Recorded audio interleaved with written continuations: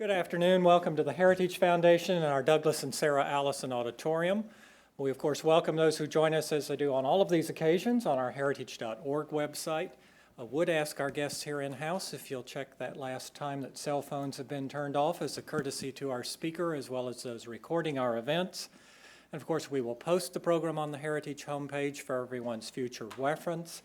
And our internet viewers are always welcome throughout the program or at any time in the future to send their questions or comments, simply emailing us at speaker@heritage.org. Hosting our special guest today and presiding over our program will be my colleague, David Azrad, director of our B. Kenneth Simon Center for Principles and Politics. David?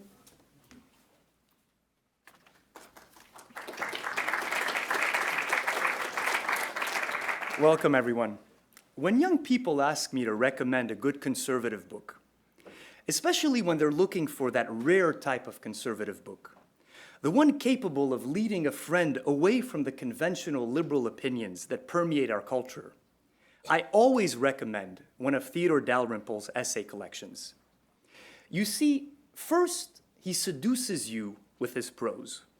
Dalrymple is a wonderful writer, arguably the best living essayist in the English language. He avoids the tedious statistics and the abstract reasonings that infect the writing of so many conservative pundits. His authorities are Shakespeare, Chekhov, Ibsen, and Boswell. Though he never appeals to them to settle matters, he relies on them to shed light on matters. What's more, he draws from a seemingly endless repertoire of stories illustrating human folly. Stories that he's picked up firsthand during the 15 years he spent as a physician and a psychiatrist at a prison and a slum hospital in England. He's interviewed thousands of rapists, murderers, drug addicts, wife-beaters, and thieves. He knows the underclass. And his analysis of what ails them springs not from what he's read in books or studied in a classroom, but from what he's seen with his own eyes, by carefully observing human nature, asking the right questions, and listening attentively, but always with a healthy dose of skepticism, to the account that people give of their lives. Dalrymple's curiosity and his taste for adventure have also taken him to the four corners of the globe and provide another rich storehouse of tales and anecdotes. He's even succeeded in penetrating the hermit kingdom of North Korea by infiltrating an English communist group that was traveling there. His travel writing, all published under his real name, Anthony Daniels, is a must. Ultimately, though, the main reason why I would recommend his books is that Theodore Dalrymple doesn't ask you to buy into any grand theory of his from the outset. He doesn't build up a system of thought from the ground up. Rather, he slowly hacks away at the bogus one that has been erected by Western intellectuals over the past decades. He will make you into a conservative, not by force-feeding conservatism to you, but rather by making liberalism indigestible. We've invited him here to the Heritage Foundation to deliver one of our 2 annual Russell Kirk lectures that are hosted by the Simon Center for Principles and Politics. And we've asked him to shed some light on the appeal of liberalism and the psychological underpinnings of the elite liberal worldview. Dalrymple has few rivals in his ability to demolish the left's pretensions and to expose the ugly reality behind the lofty rhetoric and the self-serving motives behind the professions of altruism. We've asked him to do what he does best, which is to explain the seductive power of bad ideas. In one of Anton Chekhov's short stories, a veterinarian quotes a little pearl of wisdom from Pushkin. The illusion which exalts us is dearer to us than 10,000 truths. As a longtime admirer of Dalrymple, it seems to me that this line could most aptly be applied to the man, his insightful writings, and the fascinating life he's led. The inquisitive and ever-skeptical Theodore Dalrymple loves to rob us of our comforting illusions and delusions, and to lay bare for us the truths we are eager to conceal or prefer to ignore. Please join me in welcoming Theodore Dalrymple.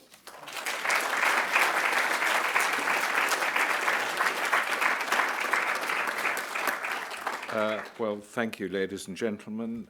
Thank you, David. I could have gone on listening for ages. Well, first, of course, I should like to thank the Heritage Foundation for the honor it's done me in asking me to speak to you here today.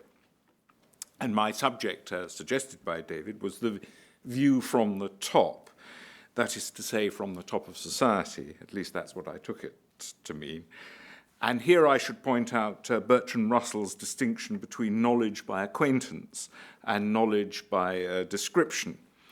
My knowledge of the view of the top is knowledge by description, or at least of inference, rather than by acquaintance or experience, because I've personally never been at the top of anything, not of society in general, and not of any political tree or any professional hierarchy. And in this respect, it's rather like my view from the bottom of society. I haven't quite reached the bottom of society either, but I inferred the view from my contact with many thousands of patients, as you've heard, who inhabited that dark region of the world, the new dark continent, as it were. Well, my contacts with the upper regions of society, where, let me tell you, light does not always shine, has been comparatively limited. Still, one thing has been clear to me from such contact as I have had with those in Britain who are known, I don't know whether you have the same expression here, as the great and the good, namely how easy it is to lose contact with the rest of society and to conclude from an extremely comfortable material existence shorn of many petty inconveniences that all is right with the world. And I first grasped how easy it is might be to lose a grip not on reality, because of course all aspects of reality are equally real, but on the fact that there are realities other than one's own. When I went to an official lunch for a junior minister in the British government, he wasn't even a very important member of the British government, but he was nevertheless the object of a great deal of cosseting. When he left the room, for example, doors opened by themselves, as if he emanated some kind of rays which opened doors by themselves if you wanted to go through them.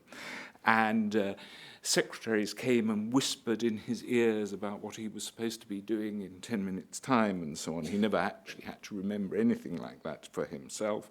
And a car was always waiting for him and so forth. For him, for example, parking was no longer a problem. And I wonder how long actually it would take if you lived a life like this, which is implicitly flattering, to lose contact with some of the less agreeable and irritating little problems and aspects of life. And it's easy to suppose that if one is treated like that, it must be because of some special virtue in oneself. And I think it would take me about half an hour, actually, to lose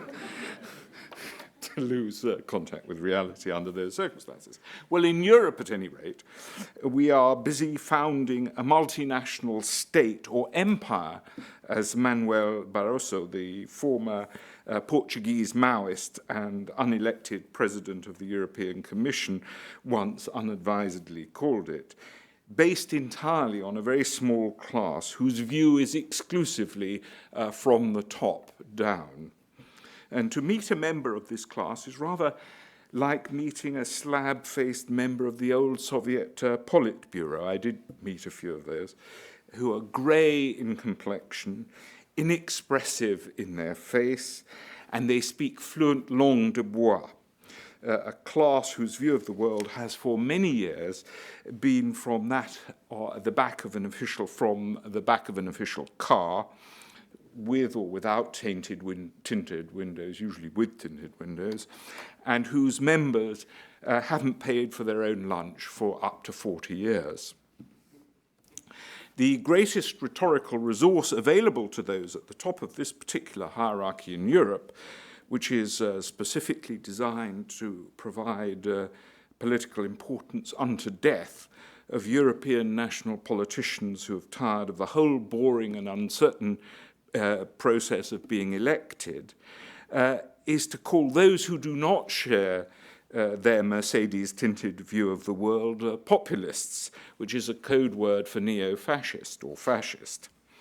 And once they have done that, of course, they thereby consign tens of millions of people into outer darkness, and any necessity to think anything further or deeper about the consequences of the so-called democratic deficit of Europe is thereby eliminated. You don't have to think about it anymore because anybody who brings the whole subject up is a fascist. Now, in any large society, there are a large number of elites, which no doubt overlap, but are not identical. Political, economic, intellectual, scientific, sporting, and so forth. And I suppose that my contact has been greatest with what one might call the intellectual elite, or at any rate, the opinion-forming elite, though even this contact has been intermittent rather than continuous. But it is my belief that this particular elite is especially important in the destiny of any society, for it is this elite that sets the moral tone, as it were. And unlike Marx, I do not believe that being determines consciousness, but rather that consciousness determines being. Now, you might have supposed that the goal or purpose of an intellectual elite was to form as accurate and comprehensive a view of the life of their society as is possible for any one person or any group of people to do. Suffice it to say that on the whole I have not found this to be so in practice. It often seems to me that the main purpose of the intellectual elite is to find theoretical reasons for ignoring what is in front of their face. The idealist philosopher F.H. Bradley once said that metaphysics is the finding of bad arguments for believing what we believe on instinct. And one might say that a large part of intellectual life in our societies it consists of finding bad arguments for ignoring evident but painful realities. Orwell was not far wrong, perhaps, when he said that we have now sunk to a depth at which the restatement of the obvious is the first duty of intelligent men. And note that he said intelligent men, not intellectuals. Well, let me give you an example. I'm afraid I've used this anecdote before, and I apologize in advance if any of you have heard it, but by way of extenuation, I should tell you that I've written upwards of 5,000 articles in my life, and I've now reached the age of 64, and it's inevitable that I shall repeat myself. And it's better that I shall repeat myself consciously than unconsciously, without realizing I'm doing it. Be that as it may, I will tell you that I once used to write for a famous left-wing magazine in England. And it was owned by a multimillionaire, the provenance of whose fortune was, shall we say, uncertain. He struck me as a Mephistophelian figure of considerable charm combined with a certain ruthlessness and menace. That's why, of course, he was Mephistophelian. Anyhow, he used to invite writers and other guests to lunch and a little light intellectual conversation afterwards. Well, when I was invited, I had been for many years writing a column, a weekly column, about my experience as a doctor in a general hospital in Islam and in the prison which was contiguous with it. And the main difference between these two great institutions was that there was much more violence in the hospital.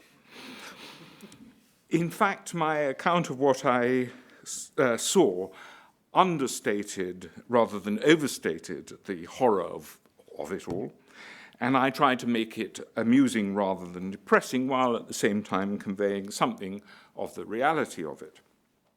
Well, at one of these lunches, there was a cultivated, intelligent man who had once been a famous BBC television reporter, and indeed for a number of years was the BBC's chief correspondent in this city.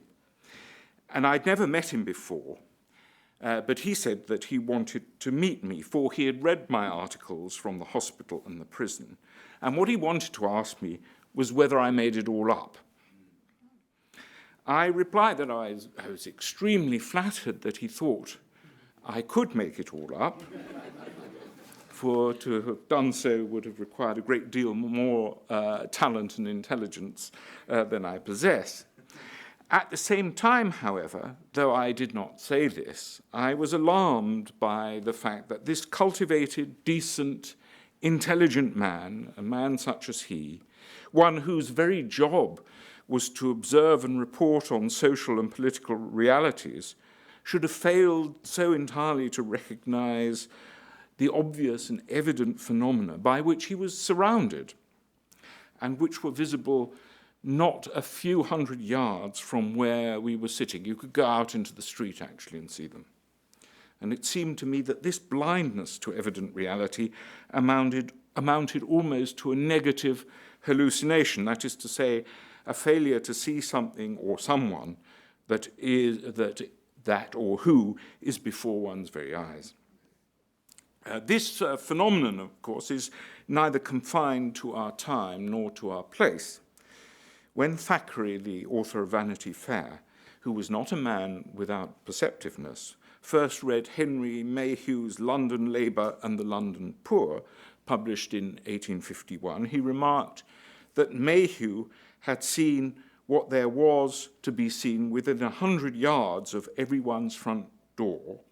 Of course, he used everyone in a technical sense. He meant everyone like us, le tout Paris sense of everyone, but which they preferred not to see because it was so inconvenient to see it. Well, sitting opposite me at the same lunch was a very affable and indeed clubbable man who was a well-known ecclesiastical campaigner against various evils in the world. I forget how the subject of violence in our society came up, but I mentioned that I had considerable experience of meeting both victims and perpetrators, perhaps several thousand of them, in fact, and that, in my opinion, much of the violence was attributable to the lack of conventional structure in the relations between men and women, especially in the lower reaches of society. And I described a few cases that I selected for what they might be called their emblematic effect. That would be putting it generously. It was really sensationalism that I was after. My affable and clubbable interlocutor leaned forward when I finished and said, "You know funny people," as if they were not really people at all. And I replied, well, there are a lot of them, you know. In fact, there are probably more of them than there are of us. But that did not really matter. They were not people because one did not meet them, and therefore they did not exist. Well, selective or willful blindness is protective of one's mental equilibrium and therefore is a kind of defense. I once visited the father of an Indian friend in his large and comfortable house in Delhi. My friend's father was a retired general in the Indian Army. And opposite his house was some waste ground on which there were some Mughal ruins. And of course, being Western, I immediately wanted to go and see these Mughal ruins, and the general, rather reluctantly, accompanied me. As we crossed the waste ground towards the ruins, I noticed some very low huts made of whatever had come to hand, inhabited by some rather small-looking people living in them, and they were probably almost certainly untouchables. I asked the general, who are they? And I remember to this day, this is now 40 years ago or more, I remember him turning and looking, and I remember the tone in which he said, "I don't see anyone." And of course, it's very easy to be censorious about this because it's not very glorious. But the general had to live with the social reality revealed by those huts, as I did not. I was just a visitor. and there must be very few of us offered the choice between truth and the acknowledgement of reality on the one hand, and our own equanimity on the other, who have never opted for equanimity. But truth or reality is that which will not be mocked, and sooner or later, to change the metaphor slightly, it will bite back. We cannot escape it forever, or even for long. But one of the reasons we fend off truth and reality so defensively is that we seek, often desperately, to preserve our worldview intact. For there's nothing dearer to us than the way in which we see the world. In fact, we prefer our worldview to the world itself. And that dearness is all the greater amongst intellectuals who, if they find themselves obliged to change their outlook, may have to reverse all that they have hitherto said, and even to consider the harmful effects of what they have said. A little while ago, I was engaged in a public debate with a well-known left liberal journalist on Britain's most important newspaper of that persuasion, The Guardian. I confess that I did not altogether relish meeting her, for she didn't seem, on the face of it, to be a person who was much given to fun. She was one of those people who imply that she could not really be happy while there was someone in the world, anywhere in the world, suffering injustice or inequality, which, of course, for her were the same thing. And her very photograph shows her, looking as if the world is a great dental surgery.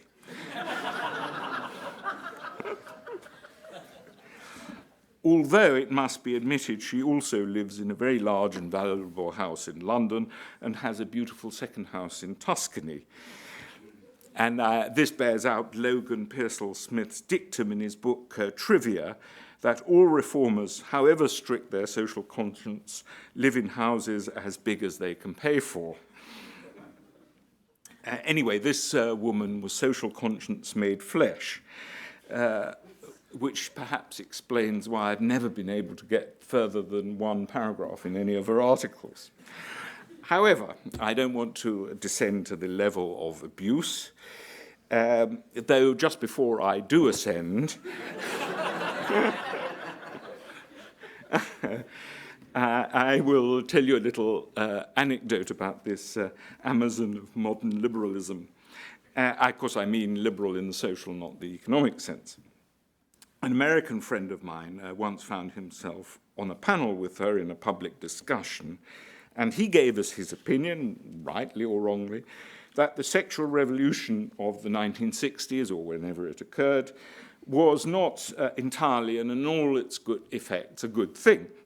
To which this lady's reply was, "I'm not giving up my freedom for anything," or one might say for anybody. Now, the debate, or rather discussion, for there wasn't any vote afterwards, upon which she and I were engaged was about the social, psychological, and cultural effects of the welfare state. And I think I might summarize her position, and I don't want to be unjust. I don't really mind being unjust, but I don't want to be unjust. Her position was that the state should be as extensive as possible, that it should take everyone under its wing more or less permanently, and that she wouldn't really mind if the entire activity of society was looking after its weaker members, which of course was about 95% of them, all funded by ferocious taxes upon the rich, among whom mysteriously she did not count herself. And anyone who was not of that opinion was a kind of atavistic throwback to Messrs. Bounderby and Gradgrind in hard times, with perhaps just a hint of Himmler thrown in. Now, in my little speech, I alluded to the fact that her own newspaper had recently done something unusual for it, namely published an interesting article. And this article was a breakdown of household wealth in Britain, not by social class, occupation, or anything like that, but by religious affiliation. And what it showed was that the two richest religious groups in Britain were first the Jews and second the Sikhs. This in turn was very interesting because the history of these two groups in Britain is rather similar, though they're separated by about 60 or 70 years. Both groups were poor immigrants, and neither was exactly welcomed by the local population, and prejudice against them existed, though it must be admitted it was not strong by the historical standards of such prejudices. There was, however, no legal impediment to their advancement, although there was no official or institutional attempt to help them either. They had to make their own way. And make their own way they did, within, in many cases, a single generation.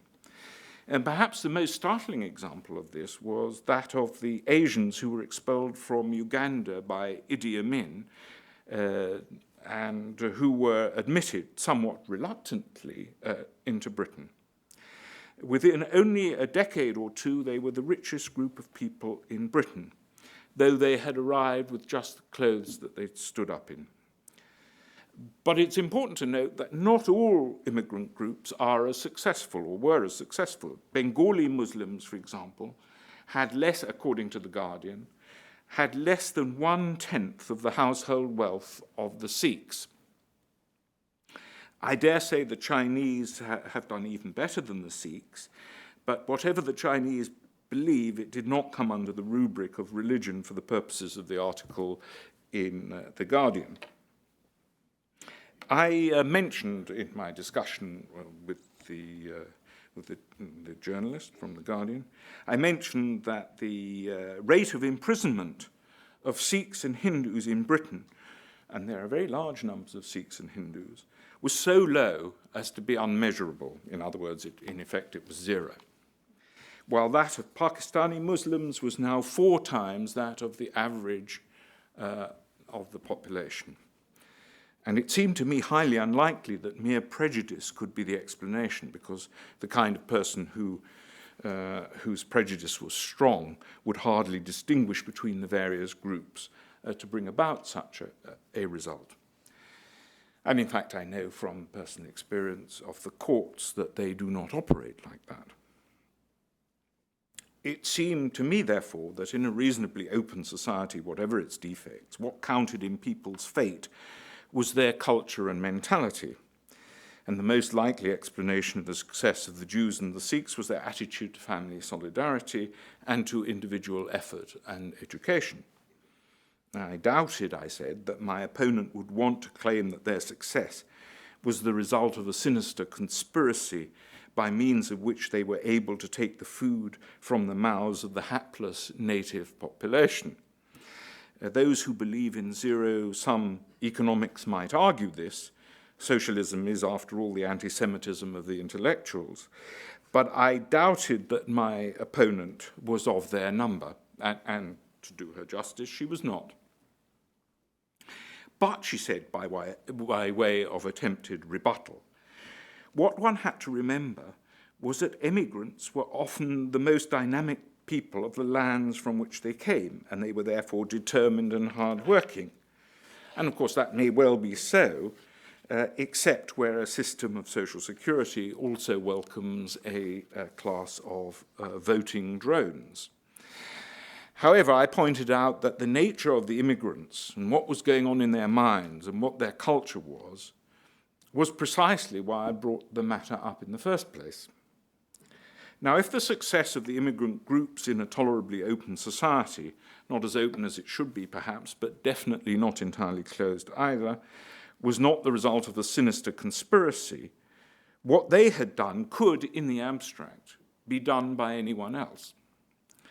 What prevented those other people from going ahead and doing it? It was my contention that it was the mind-forged manacles, among which manacles were the very ideas peddled so assiduously during her career and for so long by this very journalist. And here I will quote William Blake's poem because I like it.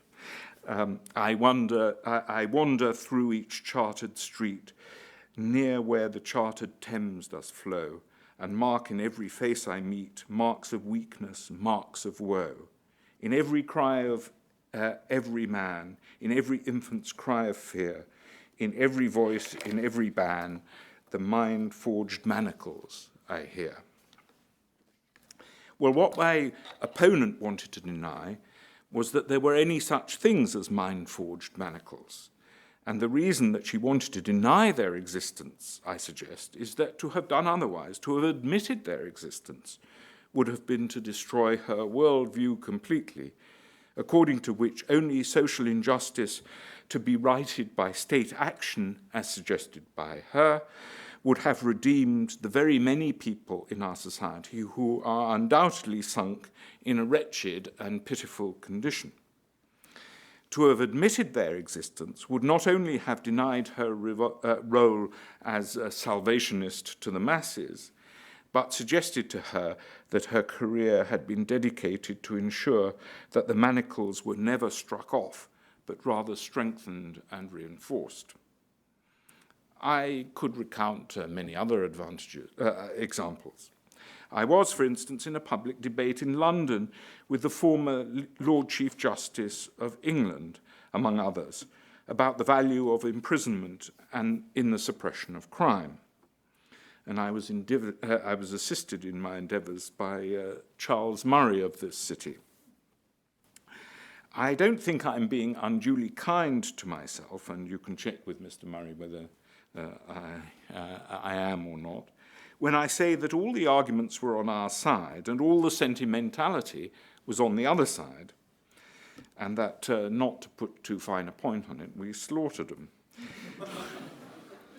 Well, certainly an audience that had started out liberal, because it was a liberal, educated audience, and it was a large one, was markedly less so by the end of the debate.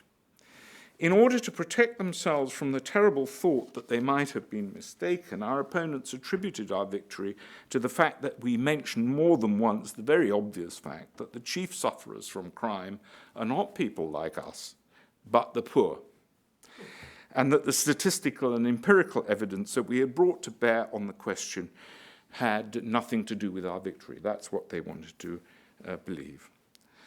And suffice it to say that our Lord Chief Justice comported himself like a true Bourbon king, namely learned nothing and forgot nothing, and continued thereafter to peddle the same liberal nostrums that have, in a matter of a few decades, among other things, turned England from one of the most law-abiding societies that the world has ever known into one of the highest crime societies in the Western world.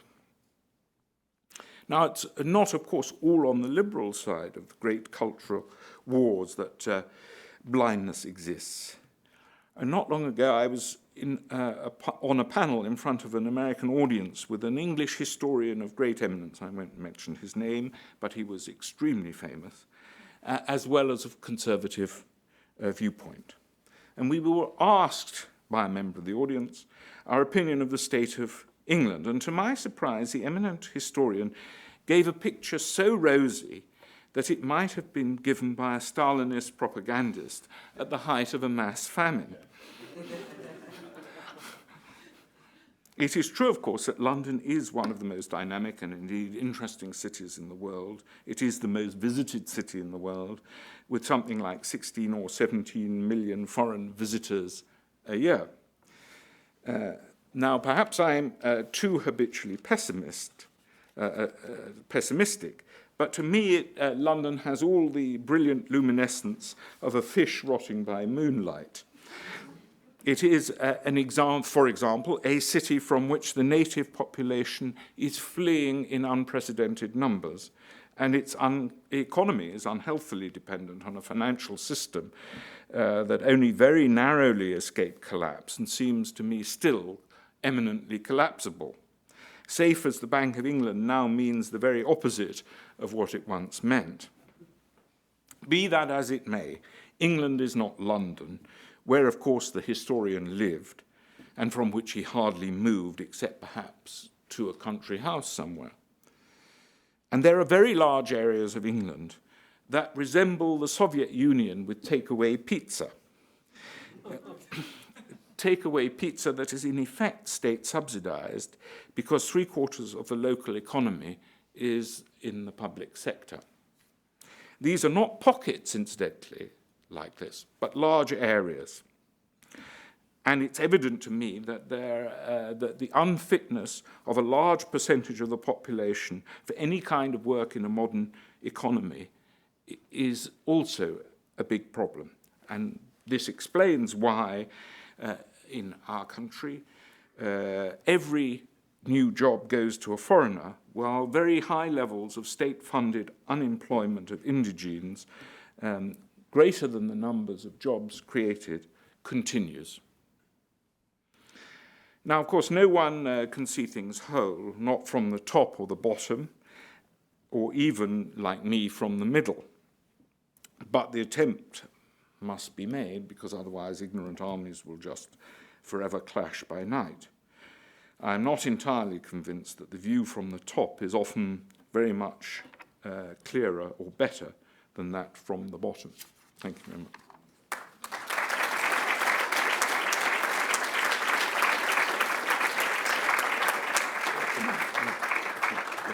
Of course. I'll be taking Chris. questions. You can field them as you...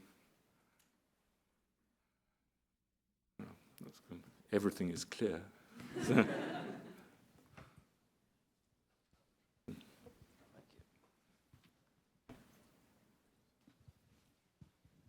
Thank you very much. Did you ever propose to any of your antagonists that they voluntarily give their wealth and amass their wealth for the general welfare?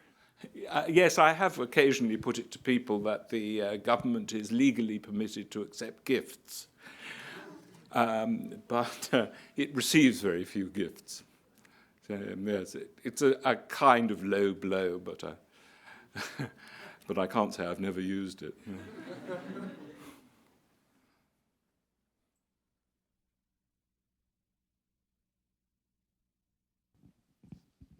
Sir, I wonder if I might ask you your opinion on the UKIP. This party is tarred and feathered on some sides, hailed as the salvation of England on other sides. I wonder if you have a thought on it you might share with us. Well, I think that there are people in UKIP, as we call it, who are very unpleasant. I think that's true, and if we express very unpleasant ideas. But really the extreme antagonism towards it and the attempt really to destroy it is, it seems to me, a fearful reaction on the part of a political elite that is very cozily embedded and doesn't want any challenge at all. And the reaction to it is rather like the reaction of European politicians or the European Politburo.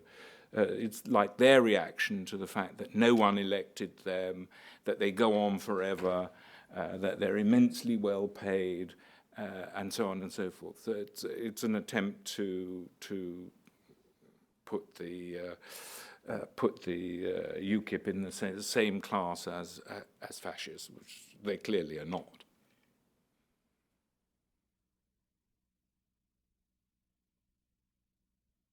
Do you have any thoughts, sir, on the possible independence of Scotland? Some have mentioned it could create a permanent, strong Tory majority in England, for example. But what about the social implications? Well, it has long been said that more people are in favour of Scottish independence in England than in Scotland. I think that might not be so. It might be a very good thing for Scotland in the end, because it would face them with some realities of their own, because they are actually a very talented people, as history has shown. And you're quite right. It might create a permanent conservative majority, more or less, in England. However, I think there will be enormous problems if Scotland becomes independent because, of course, there will be a conflict over who owns what and who should pay what to whom, and so on and so forth. And it will create an antagonism from nothing. The English, for a long time, didn't hate the Scots. I won't say it wasn't reciprocated, but this kind of kindness, but now anti-Scottish feeling is actually existing in England. So what the effects will be, I don't know. But I think it could create lots of problems from which didn't exist before, and even quite nasty situations.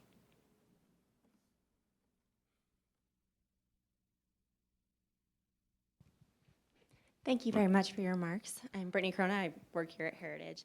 I thought one of the more interesting things that you said is that in defense of their worldview, elites tend to gravitate more towards the theoretical arguments instead of looking at the reality. And you also mentioned something likening to Marx, that being determines consciousness in Marx instead of consciousness determines being. And you kind of focus a lot on this consciousness. Seems to be this movement within the conservative circles of telling stories to make things more real and practicable. If there is such an ideological problem within not only conservatism, but how we understand being and consciousness, how are we to approach the certain issues within the conservative movement? How are we to articulate the real big problems within the welfare state from an ideological and being standpoint, as opposed to just trying to tell antidotes to solve the problem? Well, I don't have any panacea, but I would imagine taking individual cases and trying to see what they mean is very helpful, so that when you take, for example, a case and someone says, I can do no other, or he could do no other, you explore what they actually mean by saying that the person can do no other. Are you suggesting that this person is not a full human being, for example? Are you suggesting that he's not reacting to incentives, that he's incapable of thought, and so on and so forth? Because that's what's implied in a lot of liberal thinking. And I think that is a point that to demonstrate, if you like, in practical terms, the condescension of a lot of what is said. But you also you do need theoretical. I'm not completely against theoretical arguments, of course, and I think you can actually, as I said, for example, the example I've given of the breaking down of household wealth by religion or religious affiliation is an example of the kind of statistical argument that you can use. But I think it's very important to take people's individual cases and show that they are not just vectors of forces, which is what liberals tend to think. Thank you for your great books, and I believe, and perhaps more hope, that society is like a pendulum. Do you see any evidence of an inflection point where people are beginning to think different? Well, some people are beginning to think differently, and of course some people have never thought like that. I mean, large numbers have never thought like that. The problem in our societies, I think, is that as the Swedish Social Democrats realized a long time ago, once you've got 51% of the people who are dependent either directly or indirectly, because an awful lot of private enterprise in Britain is dependent on the government, of course. It wouldn't exist except for government contracts and so forth. Once you've got 51% whose interest is in the favor of one kind of policy, then what you've got in effect is not a one-party state. A one-party state has never existed in Sweden, but you have a one-policy state, more or less. and how that's going to be changed, I think, can only be a slow process of I won't use the word propaganda, but persuasion. Because you're going to have to persuade a lot of people that what appears to be in their interest is not really in their interest, and that's not an easy thing to do. I'm curious about your views on the differences and similarities between British and American conservatism. Well, there isn't much British conservatism. I mean, that's the first thing. It hardly exists. I mean, certainly the Conservative Party is not very conservative. Mr. Cameron is not conservative. He's not really anything, as far as I can tell.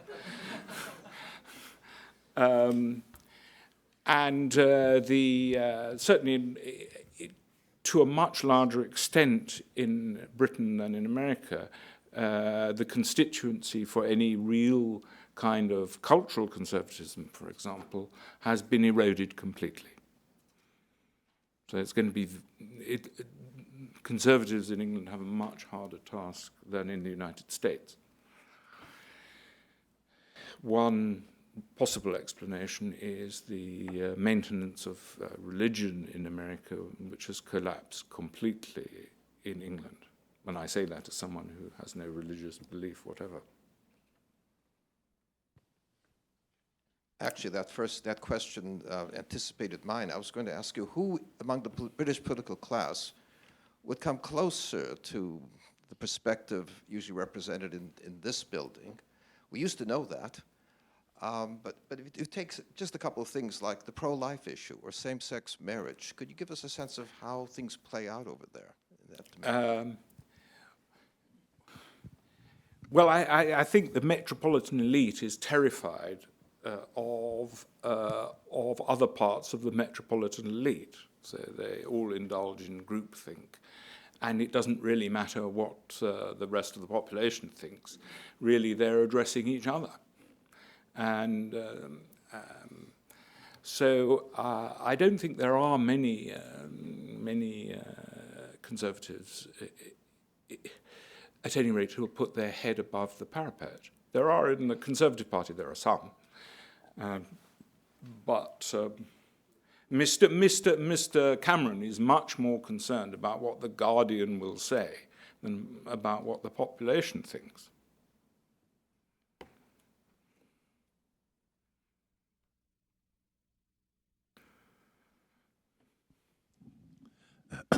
Thank you for your clever conversation. I would like to ask, what do you think about, would you say that the difference between consciousness, between intellectual and intelligent man is consciousness? And could you comment on the people who put themselves in a box as intellectuals? Well, I mean, I have painted with a bit of a broad brush, because obviously there are people like myself who are perhaps in a minority, but we still exist, and we don't suffer any persecution or anything like that. But what I find very depressing, really, is the uniformity of assumptions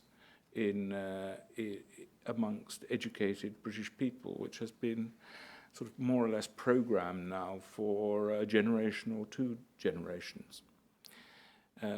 But I don't want to exaggerate and say that we're living in some kind of totalitarian hell. That would be an exaggeration. I'll take the privilege of asking the last question. Harvey?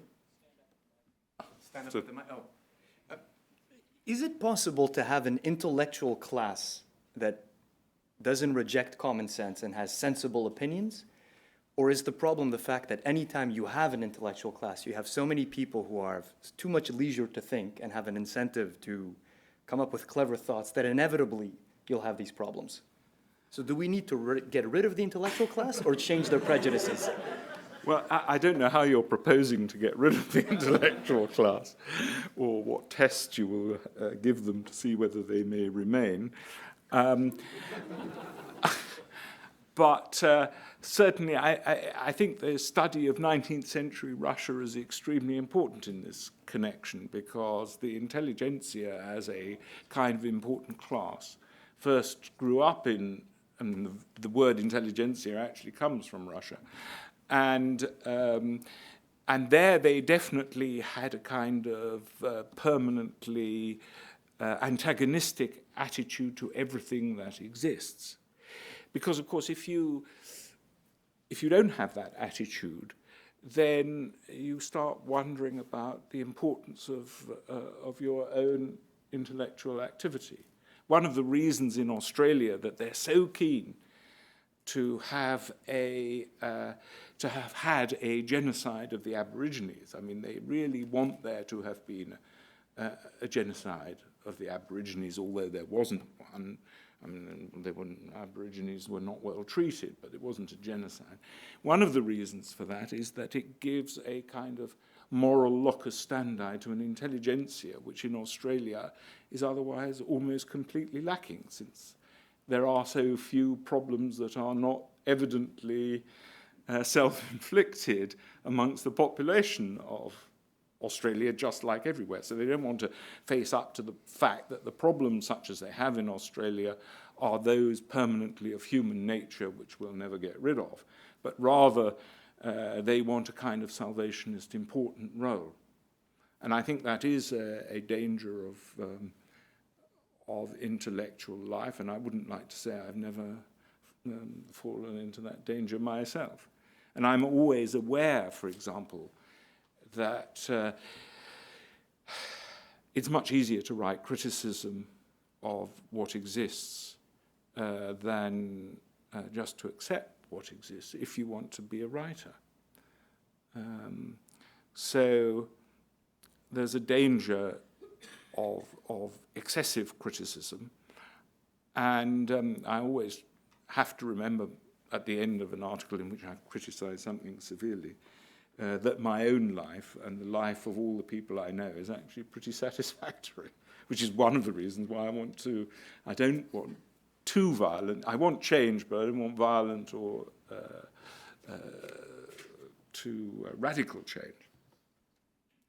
And I don't want it to have to come about through catastrophe. And on this jovial note, thank you very much. Thank you. Thank you very much.